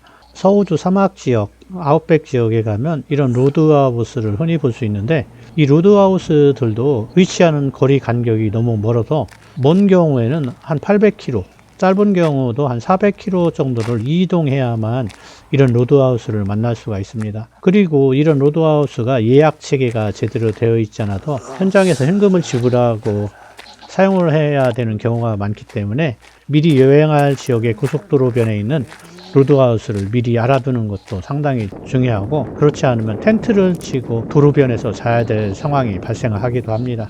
지금 보는 위치가 어젯밤에 은하수 사진을 찍었던 곳에 해당하는 곳이고, 밤하늘에 아무것도 없는 낮하늘과 하늘에 은하수가 가득 찼던 밤하늘과를 서로 비교를 해보면 어떤 차이가 있는지를 느낄 수가 있습니다. 로드하우스의 풍경은 거의 비슷비슷한데 하루나 이틀 묵어 가는 데는 전혀 불편함이 없고 촬영용 배터리 등을 충전하는 데는 전혀 부담이 없습니다. 지금 보이는 이 은하수 사진은 왼쪽에 마젤란 은하부터 시작해서 우리 은하의 측면을 전체를 보여주는 아주 의미 있는 은하수 사진인데, 이 사진은 6D 카메라를 사용해서 4장의 은하수 사진을 찍어서 파노라마 방식으로 합성한 사진입니다. 이 거대한 은하수를 촬영했던 배경이 멀리 보이고 있네요. 그리고 이 은하수를 촬영한 틸마우스 웰 로드하우스는 서우주가 아니고 노던 테리토리주에 해당되네요. 어느덧 호주의 중심부에 와 있습니다. 이곳에서는 CCD 카메라와 전체 망원경을 이용해서 촬영도 했습니다. DSLR 카메라 촬영 방식과는 달리 CCD 카메라는 필터별로 촬영을 해야 되기 때문에 시간이 더 많이 걸려서 여행 도중에는 많이 사용을 하지 않았습니다. 지금 보고 있는 이 사진의 오른쪽 상단의 별은 남십자성 크룩스 자리 에이크룩스에 해당되는 별입니다. 그리고 그 아래에 까맣게 보이는 성운들은 석탄자루 성운이라고 하는 거죠. 그런데 이 사진을 촬영을 하고 기록을 대충 해놨더니 나중에 어디를 찍은 건지를 잘 모르겠더라고요. 그래서 이 대상이 어떤 대상인지 찾는데 한참 고생을 했습니다. 촬영할 때의 기억으로는 석탄자루 부근을 촬영한다고 했기 때문에 석탄자루 부근을 찾아봐서 결국 이 별이 크룩스 자리 에이크룩스고 그 밑에 시커먼 것이 석탄자루라는 걸 알아내긴 했는데, 석탄자루가 전체가 나온 게 아니라 일부만 삐끔 나와가지고 어떤 대상을 촬영했는지 찾아보기가 어려웠습니다. 이런 경우는 촬영에 실패한 경우라고 할 수가 있어요. 그래서 먼 곳까지 가서 촬영을 했는데 제대로 촬영하지 못하면 지금과 같은 현상이 생기니까 시간에 쫓기더라도 한번 촬영을 해서 그 형태가, 구도가 제대로 나왔는지 확인하는 것이 가장 중요한 단계라고 할 수가 있어요. 그렇지 않으면 먼 곳까지 가서 지금처럼 실패한 영상을 얻을 수밖에 없습니다. 그래도 CCD 카메라 촬영은 실패했어도 DSLR 카메라로 우리가 묵었던 틸마우스 웰을 배경으로 한 멋진 은하수 사진을 얻을 수 있어서 그나마 다행으로 생각합니다. 우리 팀은 아침에 일어나 이 깨끗한 풍경을 뒤로 하고 놀았던 빨래도 걷고 하면서 출발을 준비합니다. 이제 오늘은 하루 종일 앨리스 스프링을 향해 가다가 결국엔 울룰루 에어즈락을 향해 가게 될 것입니다. 우리 팀은 틸마우스를 출발해서 2시간 반 정도를 달려서 드디어 앨리스 스프링에 도착을 하게 됩니다. 우리나라와는 다르게 야생 냄새가 물씬 풍기는 도시명 석판이 우리를 반기네요. 앨리스 스프링은 호주 중심의 유명한 도시인데 여러 가지 볼 것이 상당히 많습니다. 그런데 지금 보이는 이 영상들은 저희가 직접 촬영한 것이 아니고 호주 관광청에서 제공하는 영상을 일부 편집해서 보여드리고 있습니다. 이 영상을 보시고 호주를 여행하다 앨리스 스프링을 들릴 분들은 이 영상을 참조해서 지금 보여주는 3곳 정도는 꼭 가보시는 것이 좋을 것이라는 생각이 듭니다. 저희는 이곳을 다 돌아보지 못하고 몇 군데만 보고 왔는데 앨리스 스프링의 특징을 보여준다기보다는 그냥 사막 공원, 데저트 파크만 주로 돌아봤거든요. 실제 이곳에 머무르지 않은 이유를 얘기하면 일정도 빡빡했거니와 이곳의 치안이 좀 좋지 않다는 얘기가 있었어요. 그래서 우리 팀은 이 앨리스 스프링을 스치듯 지나갔는데 지금 영상을 보니까 가지 않은 것이 후회가 되네요. 원시적인 사막 환경과 근대 문명이 조화가 이루는 아주 멋진 곳이라는 생각이 듭니다. 영상을 보신 분들은 꼭 가보도록 하세요. 우리는 앨리스 스프링에 사막 지역만 돌아다녔는데 실제적으로 사막도 우리나라에서는 흔히 볼 수 없기 때문에 이 지역을 관광하듯이 돌아다니는 것도 나쁘진 않았습니다. 지금 뒤돌아 보니까 그렇지 여행 당시로는 전혀 나쁘지 않았던 그런 기억이 있습니다. 지금 보니까 아쉬움만 남는 앨리스 스프링을 뒤로 하고 울룰루 에어즈락을 향해서 달려가고 있습니다.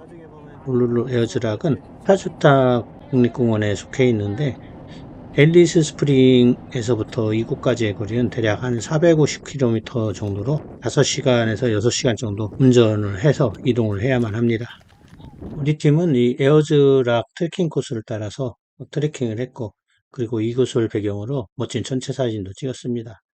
이와 관련된 영상은 다음 스텝 18에서 소개하도록 하겠습니다. 감사합니다.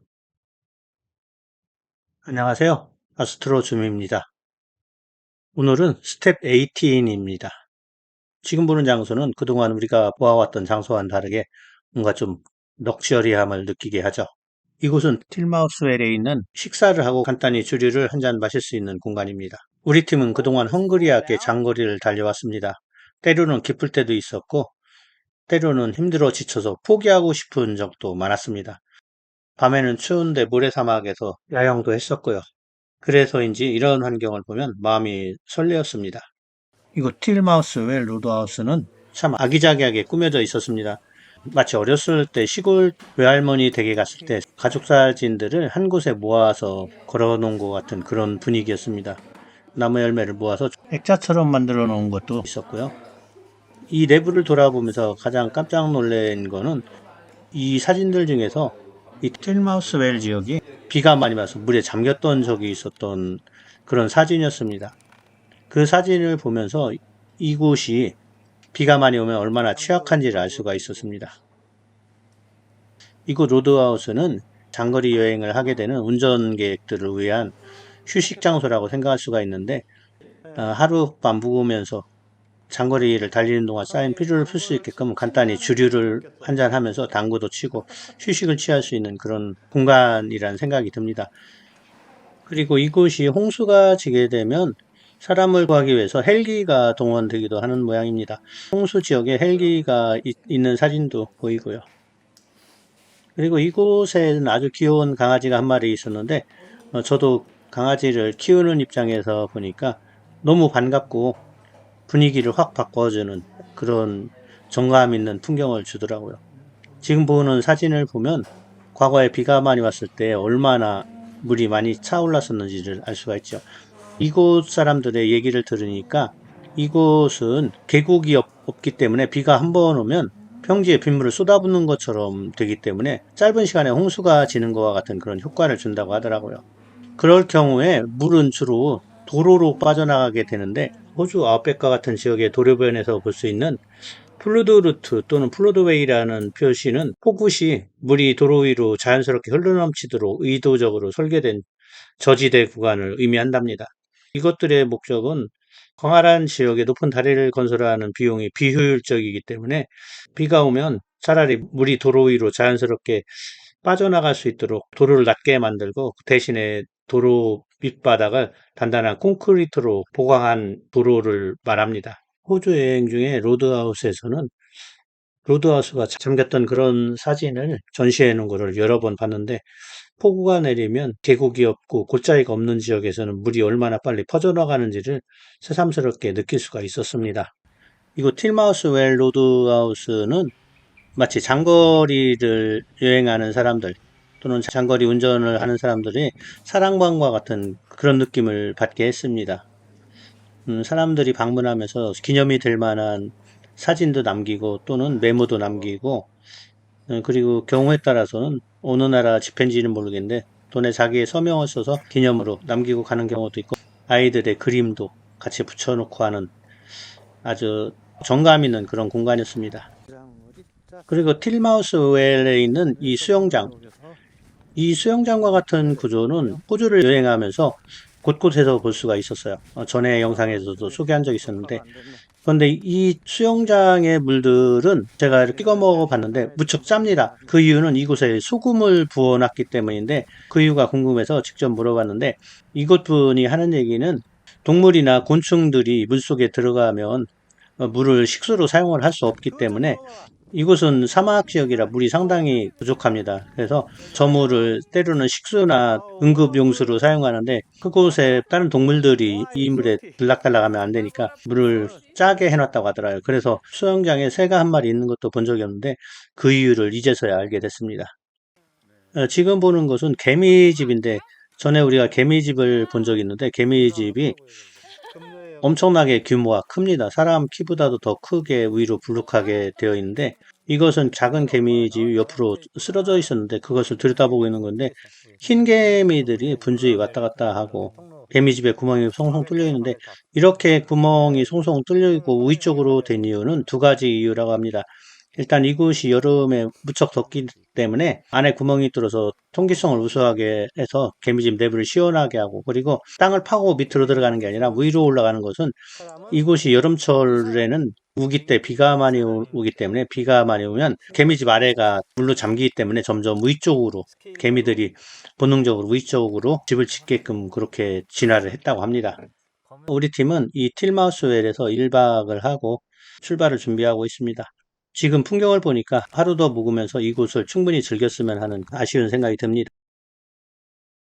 틸마우스를 떠나서 좀 이동을 하다 보니까 주유소에 딸린 자동차 수리점이 나타났습니다. 이곳에서 전에 터져서 너덜너덜했던 타이어도 새 것으로 교체를 하고 기름도 충분히 넣고 울룰루 카타추타 국립공원을 향해서 출발을 하기로 합니다.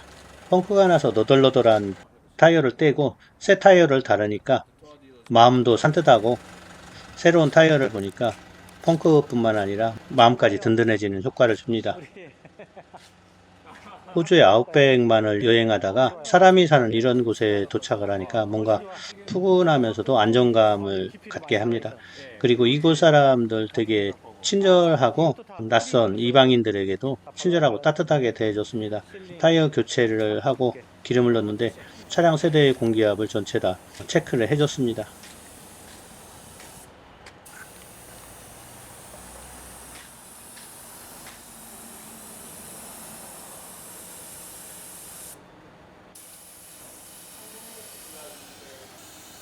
오, 많이 들어가네.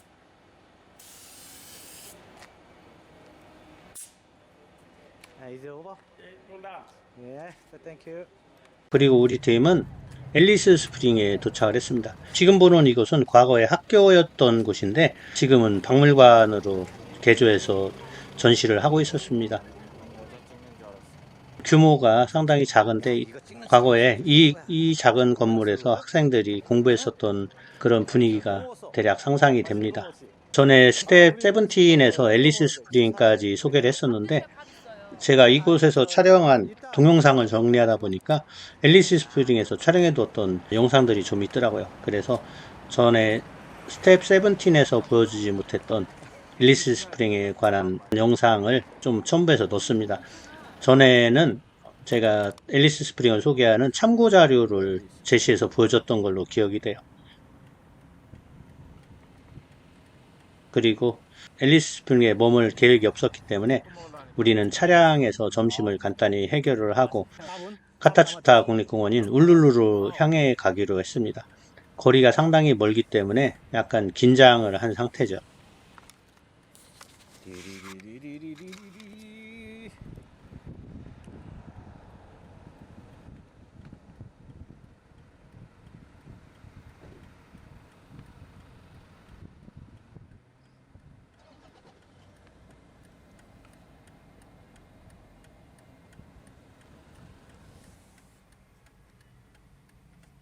드넓게 펼쳐진 평원 위에 해가 지고 있습니다.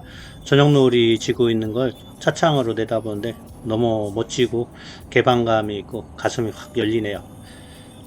우리나라와 같이 좁고 산과 건물들로 가득 찬 도로변의 풍경과는 완전히 다른 맛을 보여줍니다.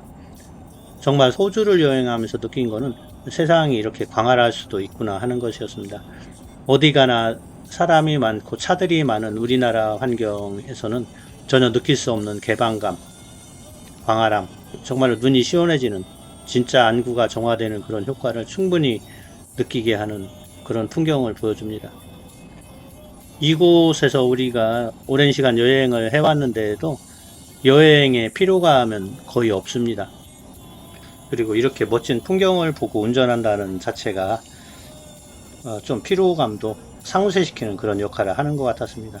지금 봐도 정말 멋지고 마치 영화의 한 장면 같은 그런 느낌을 주네요. 카타투타 국립공원, 즉 울룰루 에어즈락이 있는 곳을 향해서 달리고 있습니다. 아침에 틸마우스 웰에서 출발해서 점심이 되어서 앨리스 스프링에 도착했는데 이제부터는 저녁 때까지 해가 넘어가는 밤이 다 돼서야 우리는 그 호주의 배꼽이라고 불리는 카타투타 국립공원에 도착을 하게 됩니다. 이곳을 여행하면서 느끼는 것 중에 하나가 이곳 국립공원이나 지명 이름은 대부분 원주민들이 사용하던 언어를 썼다는 것입니다. 그래서 그 이유를 한번 찾아보려고도 했는데 그럴 시간도 없고 그래서 지나쳤는데 영상을 만들면서 지명에 붙어있는 원주민들이 쓰던 단어의 의미를 한번 조사해서 다음 회차에 한번 일괄적으로 소개를 한번 해드려야 되겠습니다. 우룰루만 해도 좀 낯설고 벙글벙글, 전에 벙글벙글을 소개한 적이 있었는데 벙글벙글은 우리나라 말처럼 느껴지죠. 그 다음에 카타투타 국립공원이라든지 그동안 소개한 여러가지 지명이 원주민 언어로 되어 있었습니다. 울룰루 트레킹 코스에 있는 안내판도 원주민 언어로 되어 있는데 이 안내판들은 제가 해석 자료를 붙여서 이 영상의 뒷부분에 만들어 올렸으니까 어떤 의미인지 한번 영상을 멈춰놓고 읽어보시기 바랍니다. 발음하기는 너무 어렵지만 그 내용은 충분히 이해를 할 수가 있게끔 정리를 했습니다. 저희가 촬영한 안내판이 총 7개 정도 되는데 정말 발음하기는 어렵더라고요. 억지로 발음을 하다 보니까 이게 원주민 언어구나 하는 그런 느낌도 느낄 수가 있었고, 또한 언어라는 것이 얼마나 다양하고 어떻게 진화를 해왔는지를 생각해 볼 수 있는 계기를 갖는 기회가 되었습니다. 우리 팀은 드디어 울룰루에 있는 파이오니어 아웃백 로지에 도착을 했습니다. 밤이 다 돼서 어두워진 상태에서 도착을 했는데 이곳은 해가 지면 조명이었기 때문에 주변이 금방 어두워지는 그런 효과가 있어서 우리가 어렸을 때 시골에 놀러 가면 해가 지면 금방 어두워지는 그런 것과 같은 현상을 여기서도 느꼈습니다. 숙소에 도착해서는 짐을 내리는 것도 큰일입니다. 차 한 대에 5명씩 타고 있었는데 차량이 3대니까 총 15명에 해당되는 짐을 내리는 것도 쉬운 일은 아니었습니다. 짐을 내려서 예약된 방으로 가져다 놓아야만 도착해서의 한 과정이 끝나는 것입니다. 유럽이나 미국이나 이런 곳에 오면 클래식카가 종종 보이더라고요. 그것도 참 나름대로의 멋진 감성을 불러일으키고, 이날 우리 팀은 호조산 소고기를 구워 먹었는데 정말 맛있었습니다. 호주산 소고기와 그리고 상추 등을 준비를 미리 했거든요. 미리 사온 상추와 소고기를 가지고 한국식 바베큐를 해 먹었습니다. 이곳 사람들은 대부분 그릴에다 구워 먹는데 우리는 후라이팬에다 구워서 상추와 그리고 몇 가지 채소를 미리 구입해서 맛있는 저녁을 먹을 수가 있었고, 오래간만에 밥도 충분히 먹었습니다.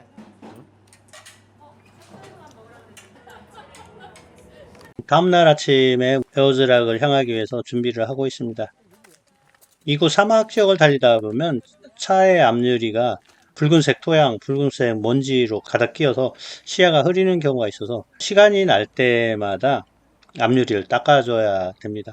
차의 앞부분을 보면 흙먼지가 많이 쌓여 있고 라이트 부분에도 흙먼지가 잔뜩 쌓여 있는 것을 볼 수가 있습니다. 사막 지역이 아닌 곳을 달려도 도로에는 그 먼지가 많기 때문에 시간이 날 때마다 차량 유리를 닦아줘야 되고, 그리고 윈도우 브러쉬에 워셔액이 충분히 들어 있어야 됩니다. 워셔액도 매번 채워줘야 됩니다. 운전할 때마다 닦기는 어려우니까 주로 달리는 도중에는 워시액을 뿌려서 브러쉬를 사용해서 유리를 닦거든요. 그러면 워시액이 많이 소모가 됩니다. 그리고 호주를 여행하다 보면 캠핑 트레일러가 상당히 많이 보입니다. 캠핑 트레일러가 우리나라에서는 낭만으로 쓰이지만 이곳은 현실인 것 같습니다. 왜냐하면 여러 차례 소개한 바와 같이 숙소를 찾기가 쉬운 편이 아니고 로드하우스가 거의 4,500km마다 한 번씩 나타날 정도로 거리가 멀기 때문에, 그리고 로드하우스에 사람이 다 차 있는 경우에는 잘 곳이 없습니다. 그래서 캠핑카가 이곳에는 아주 활성화가 되어 있고, 활성화가 되어 있다기보다도 캠핑카가 장거리 여행하는 데는 필수라고 이렇게 생각이 됩니다. 우리는 카타추타 국립공원 입구에 와 있습니다. 울루루 카타추타 국립공원이라고 되어 있고, 팔야라는 말이 보이는데 팔야는 원주민 언어로 안녕하세요 또는 환영합니다라는 뜻이라고 하더라고요. 우리는 이곳을 통과하면서 입장권에 해당되는 티켓을 구입을 했습니다. 인원수와 상관없이 차량 한 대당 얼마씩 지급을 했는데 그 금액은 지금 기억이 나질 않네요. 그리고 멀리 우루루의 에어즈락이 보입니다. 이 에어즈락은 우리 언어, 지구학적인 언어로 사암돔이라고 하는데 세계에서 가장 큰 바위라고 합니다. 이것은 무슨 뜻이냐면 단일 바위로 된 가장 큰 돌덩어리라고 합니다. 그래서 이 돔이 세계에서 가장 큰 사암돔이라고 이렇게 기록이 되어 있더라고요. 그리고 차량 앞에 걸려있는 저것이 차량 한 대당 이곳 울룰루를 여행할 수 있는 티켓입니다. 저 티켓 하나를 가지면 이곳을 며칠 동안 여행을 해도 상관이 없습니다. 그동안 여행해온 지도를 보니까 어마어마한 대장정을 소화해냈네요. 그리고 드디어 우리는 호주의 배꼽에 해당하는 에어즈락에 다가가고 있습니다. 그리고 앞으로 가야 될 경로도 간단히 표시를 해서 보여주고 있네요. 숙소인 아웃백 로지에서 에어즈락으로 가는 도로는 포장이 너무 깔끔하게 되어 있었습니다. 그동안 여행하는 중 도심을 통과하는 경우를 제외하고는 이렇게 깨끗한 도로 상태를 본 적이 거의 없었습니다. 그것은 아마도 이곳이 호주에서 유명한 관광지이기 때문에 관광객들이 많이 찾기 때문에 그렇고, 또 주변에 앨리스 스프링이라는 도시에는 국내선 공항이 있는데 이렇기 때문에 이곳을 찾는 관광객들이 많기 때문에 도로를 깨끗하게 정비한 것 같고, 그리고 이 도로를 운행하는 차들도 그동안 보아온 것과는 다르게 차량의 수가 상당히 많았던 것으로 기억이 됩니다. 그만큼 이곳을 찾는 사람들이 많았다는 뜻이죠. 드디어 에어즈락에 가까워지고 있습니다. 멀리서 봤을 때는 바둑알을 퍼는 것처럼 보였는데 점점 가까워지니까 그 규모가 어마어마하게 크다는 것을 알 수가 있었습니다. 우리는 에어즈락 울룰루 주차장으로 이동하고 있습니다.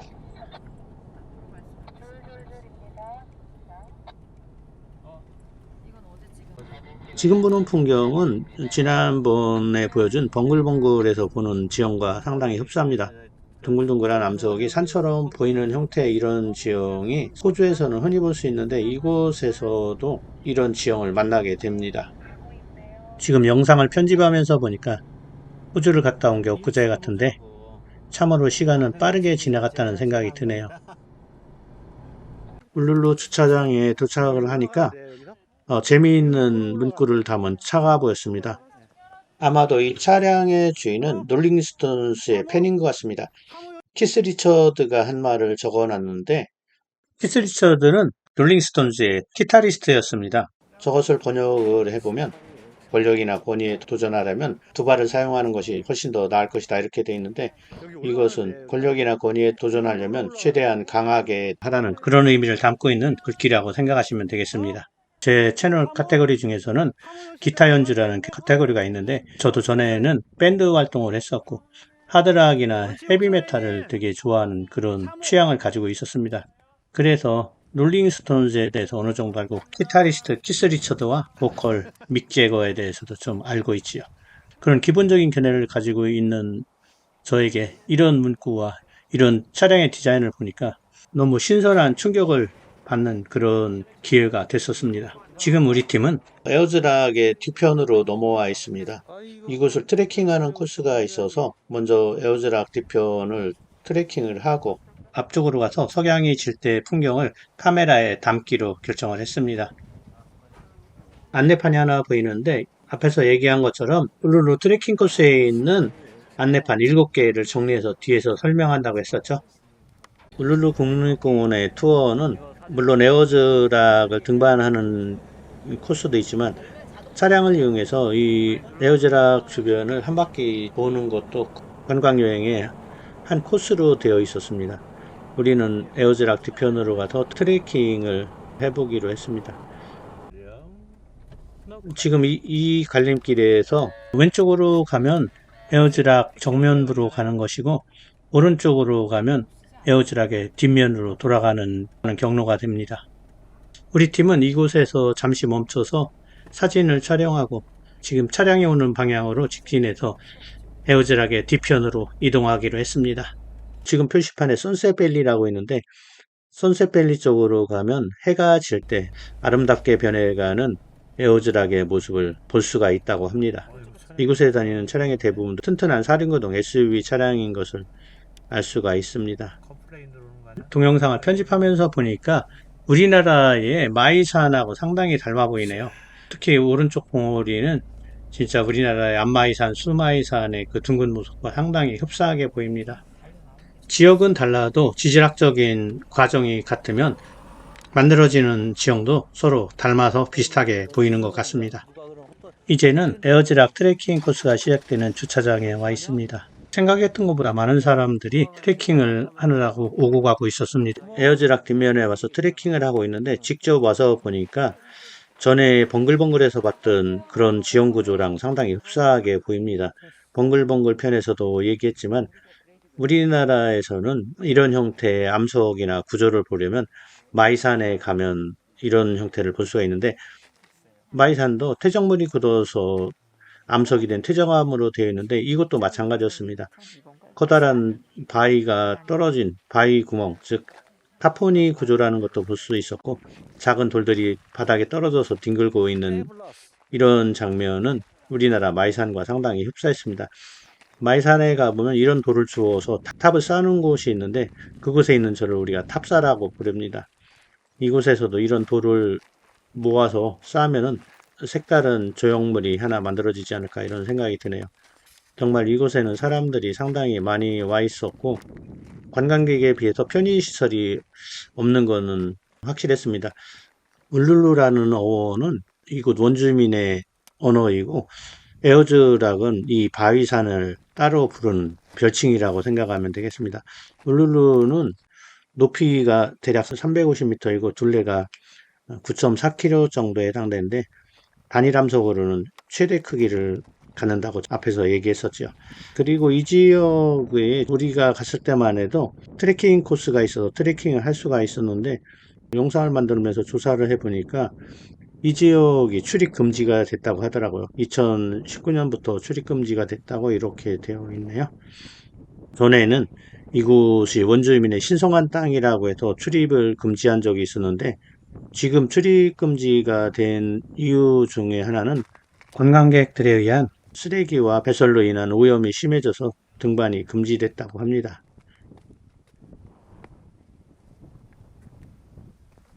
그리고 앞에서 보는 것과 달리 울룰루의 뒷면으로 가면 계곡처럼 골짜기가 져 있는 것을 볼 수가 있고 특히 이곳에는 파리가 되게 많은데 이곳에 있는 파리 부시파리라고 합니다. 풀숲에 사는 파리인데 이곳이 상당히 건조한 지형이기 때문에 수분을 얻을 수가 없으니까 이 파리들이 사람이 지나가면 수분을 섭취하려고 눈이나 입으로 달려들게 되는데 그런 것을 막기 위해서는 파리망이 쳐진 모자를 쓰는 경우가 많은데 저희는 그런 정보를 미리 얻지를 못해서 단순히 수건으로 얼굴을 가리고 지나갔었습니다. 그랬는데 이곳에 다니는 현지인들을 보니까 다 파리망이 쳐진 모자를 쓰고 다니더라고요. 우리 팀이 호주를 여행하면서 단일 관광지에서 이렇게 많은 사람을 만나본 적이 없었습니다. 그래서인지 사람에 의한 오염을 탓하기 전에 오염을 방지할 수 있는 예방책이 있었으면 좋겠다는 생각이 들었습니다. 앞에서 얘기한 것처럼 쓰레기를 버리거나 사람들이 대소변을 볼 수 있는 곳이 없어서 아마도 사람들이 보이지 않는 곳에 가서 대소변을 보는 바람에 오염이 심하게 되고 그리고 파리나 이런 것들이 들끓게 돼서 아마도 출입을 금지했을 거라고 이렇게 생각이 되네요. 그리고 울루루 에어즈락에 해가 비치는 각도에 따라서 시시각각 울루루가 다양한 색깔을 보여줘서 더욱더 신비한 그런 현상을 볼 수 있다 했는데, 우리는 이곳에 오래 머무를 시간이 없었기 때문에 시시각각 달라지는 현상을 볼 수가 없었고, 오후에 도착해서 저녁 때까지 머물러서 노을이 울룰루에 들이우는 장면은 볼 수가 있었습니다. 거대하고 광활한 평연으로 드리워지는 저녁 노을을 바라보면서 우리는 어두워지기를 기다렸다가 은하수 사진을 촬영하기로 했습니다. 6D 풀프레임 카메라를 사용해도 4장 정도를 찍어야 은하수 전체와 풍경을 담을 수가 있었습니다. 저는 6D 카메라를 사용해서 겹치는 부분을 포함해서 총 8장을 촬영을 해서 포토샵의 오토머지 기능을 이용해서 한 장의 사진을 완성했습니다. 지금 사진은 은하수를 중심으로 해서 합성을 한 것이고, 지금 보는 것은 지상 풍경을 기준으로 해서 합성을 한 것입니다. 그리고 화각이 무척 넓어 보이는 지금 사진은 삼양 14mm 단렌즈를 사용한 것입니다. 그리고 지금부터 보이는 것들은 앞에서 언급했던 것과 같이 카타추타 국립공원의 표시판을 해석한 자료를 영상으로 만든 것이니 영상을 멈춰놓고 찬찬히 한번 읽어보시기 바랍니다.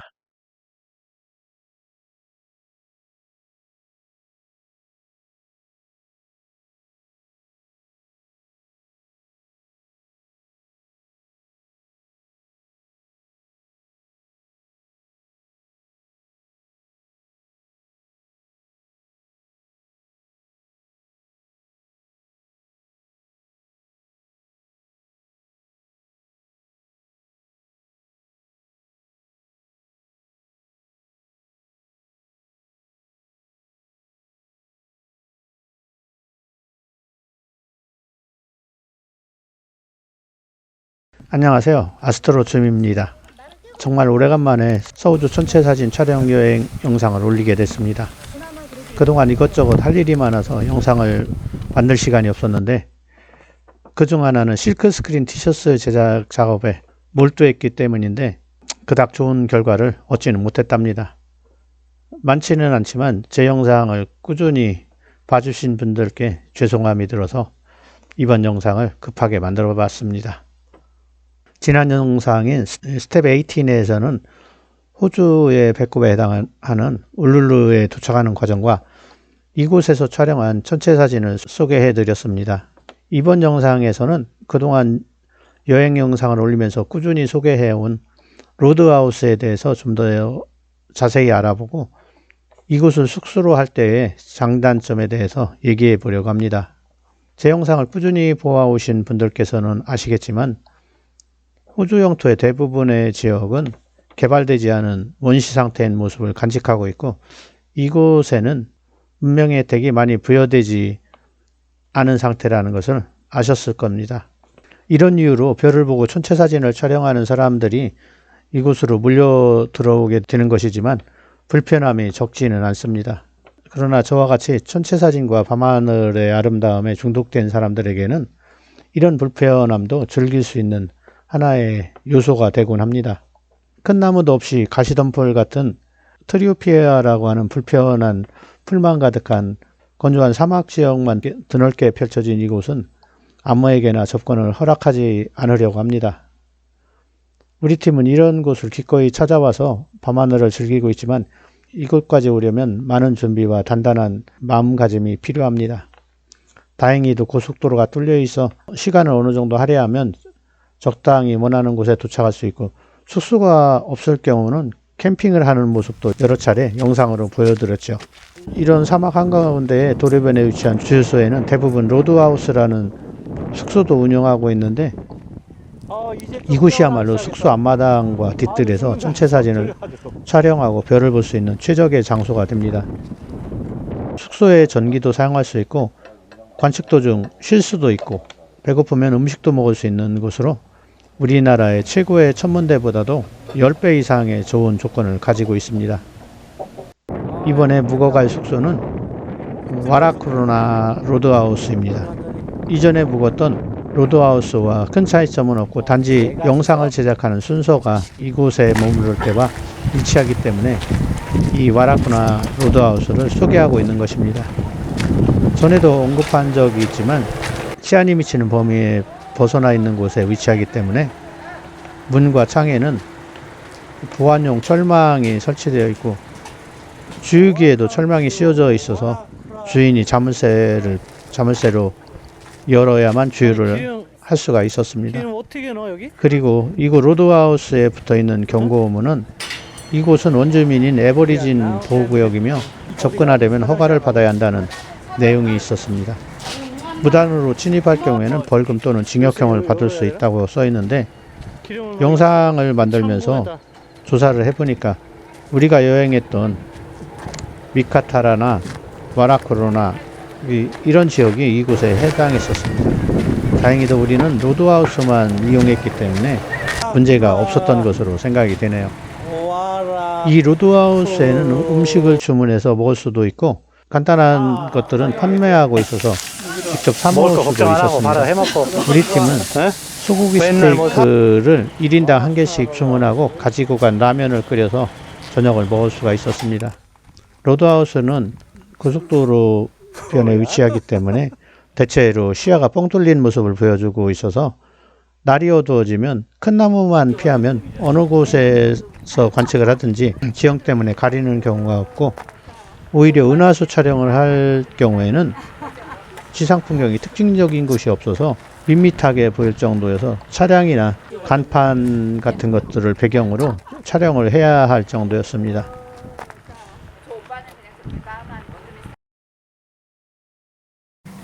그런데 이곳 숙소에서 큰일 날 뻔한 적이 있습니다.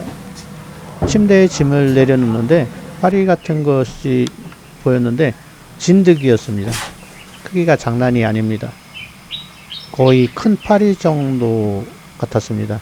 잡아서 제거하긴 했는데 개운하지가 않아서 로드하우스 주인에게殺虫제를 얻어서 구석구석 뿌리고 문을 닫아놓고 밤에 전체 사진 촬영을 하고 들어와 환기를 하고 잠을 잤습니다. 진드기는 물리면 목숨이 위험할 정도로 무서운 녀석인데 크기로 봤을 때 물렸다면 여행을 제대로 못했을 수도 있겠구나 하는 생각이 들 정도였습니다. 우리 팀은 여름방학 동안 호주에 왔기 때문에 이곳은 겨울에 해당합니다. 그래서 숙소에서 벌레들을 거의 볼 수가 없었는데 이런 경우가 처음이었습니다. 이곳이 여름일 때 방문하시는 분들은 이런 경우를 많이 신경을 써야만 하겠습니다. 우리는 저녁을 먹고 날이 어두워지는 것을 보면서 관측 및 밤하늘 사진 촬영을 준비하고 있습니다. 저는 이곳에서는 스카이 90 다카시 굴절망원경을 사용해서 마젤란 은하와 우리 은하 중심에 있는 석후성운과 삼열성운을 촬영했습니다.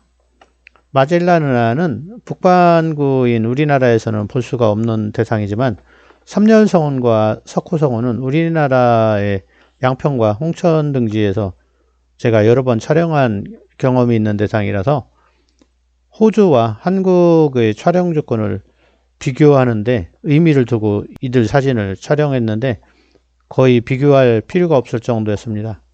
양평에서는 노출 시간을 1시간 30분에서 2시간 가까이 주고 촬영을 했는데 이곳에서는 20분 만에 촬영을 완료해서 좋은 사진을 얻을 수가 있었습니다. 사진의 질도 많은 차이를 보였습니다. 전체 사진을 촬영하는 사람들 사이에서는 전체 사진의 질은 촬영 장비가 결정한다는 말을 흔히 하는데 제가 생각하기에는 촬영 장비는 단지 거들 뿐 사진의 품질을 결정하는 진정한 요소는 밤하늘이라는 것을 꽤 사무치게 경험하는 순간이었습니다. 원시와 현대가 공존하는 이곳 호주를 여행하면서 조금 아쉬운 점은 원시에 이곳 원주민들이 남겨놓은 과거 문명의 흔적을 볼 수가 없었다는 것이었습니다. 호주 원주민인 애버리진이 남긴 돌에 새긴 벽화가 있다는 다윈 지역을 돌아보지 못한 것이 큰 아쉬움으로 느껴집니다. 이런 생각을 할 수 있다는 것은 사진 촬영에서 어느 정도 여유가 생겼다는 것으로 생각이 되네요. 호주, 특히 서호주를 여행하면서 밤하늘 사진을 어느 정도 완성했다는 느낌이 좀 더 다른 곳으로 눈을 돌릴 여유를 갖게 하네요. 한국으로 귀국하기 전에 선물용 상점에서 다윈의 로우렌지 지역에 새겨진 에버리진 벽화 문양이 새겨진 식탁보를 사왔는데 이 문양을 이용해서 실크스크린 티셔츠도 만들어 봐야 되겠습니다. 사진 촬영, 전체 사진 촬영과 실크스크린 티셔츠 만들기가 사이좋게 병행할 수 있도록 제가 노력을 해봐야 되겠습니다. 그래야만 전체 사진 촬영과 관련된 좋은 정보도 올리고 멋진 티셔츠 만드는 과정도 같이 올릴 수 있으리라 생각이 됩니다.